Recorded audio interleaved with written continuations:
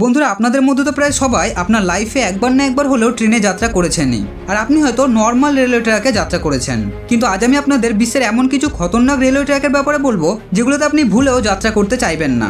এগুলোর মধ্যে কিছু তো এতটাই খতরনাক যে দুর্বল হৃদয়ের মানুষদের এগুলো দিয়ে যাত্রা করতে দেওয়া হয় না। আর কিছু তো এমনও আছে যেগুলো বানাতে গিয়ে অনেক ওয়ার্কার্স নিজেদের প্রাণ দিয়ে দিয়েছেন।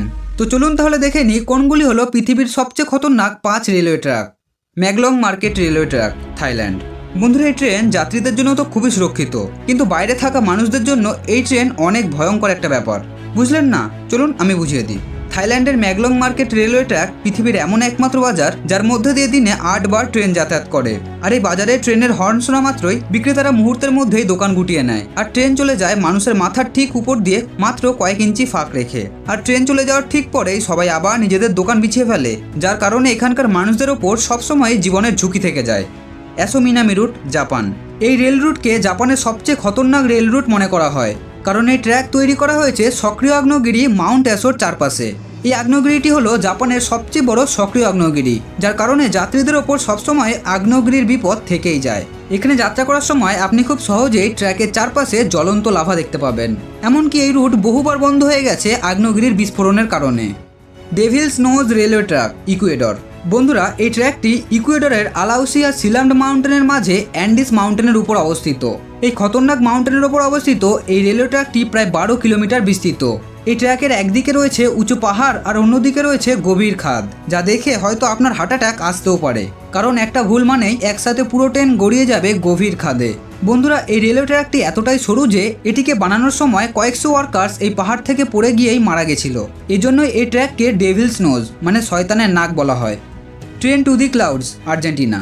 আর্জেন্টিনাতে তৈরি হওয়া এই রেলওয়ে ট্র্যাক দুনিয়ার সবচেয়ে খতরনাক রেলওয়ে ট্র্যাকগুলির মধ্যে একটি।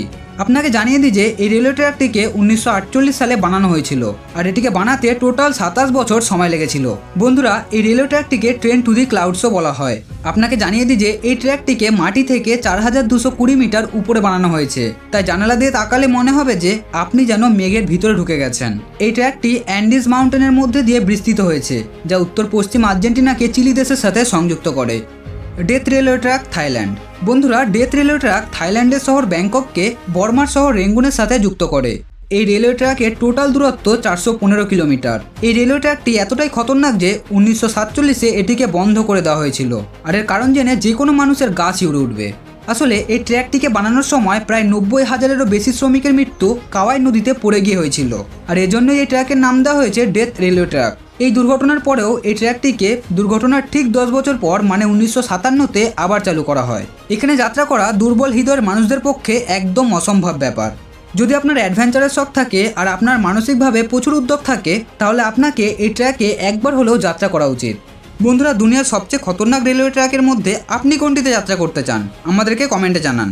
আর ভিডিওটি ভালো লাগলে ভিডিওটিকে একটি লাইক করে চ্যানেলটিকে সাবস্ক্রাইব করে বেল নোটিফিকেশনটি অন করে দিন। খুব তাড়াতাড়ি দেখা হবে নতুন কোনো ভিডিওতে, আর ততক্ষণের জন্য গুড বাই, টেক কেয়ার।